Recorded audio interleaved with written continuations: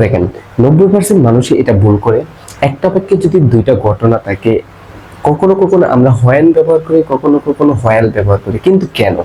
এই ভিডিওতে আমরা এটাই দেখানোর চেষ্টা করবো। এই দুইটার মধ্যে যে সূক্ষ্ম পার্থক্যটা আছে সেই পার্থক্য নিয়ে আমরা আলোচনা করবো। দেখেন হোয়েন এবং হোয়াইল, এই দুইটার মধ্যে পার্থক্য কি?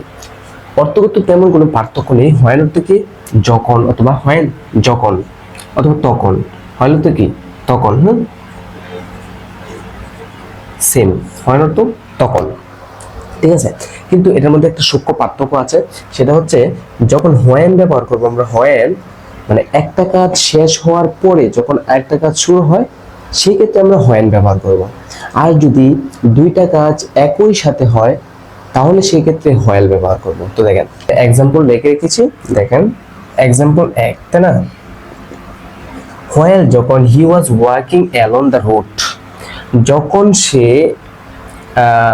রুটে হাঁটতেছিল, হি বম্পড ইনটু এ গার্ল, মানে কি যখন সে রুটে হাঁটতেছিল তখন একটা মেয়ের সাথে ধাক্কা লাগলো।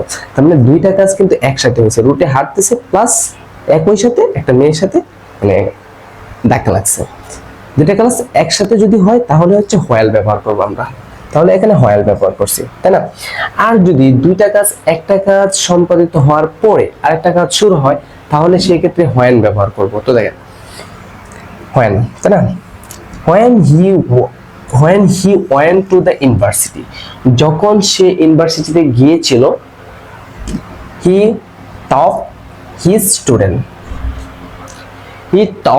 student, তার স্টুডেন্টদেরকে পড়িয়েছিল। যখন সে ইউনিভার্সিটিতে গিয়েছিল তখন তার স্টুডেন্টদেরকে পড়িয়েছিল। প্রথমে কিন্তু ইউনিভার্সিটি গিয়েছে এন্ড দেন হচ্ছে পড়াইছে, বাট দুইটা কাজ, একটা গিয়েছে যাওয়ার পরে সে পড়াইছে, একটা কাজ সম্পাদিত হওয়ার পর আরেকটা কাজ শুরু হয়েছে।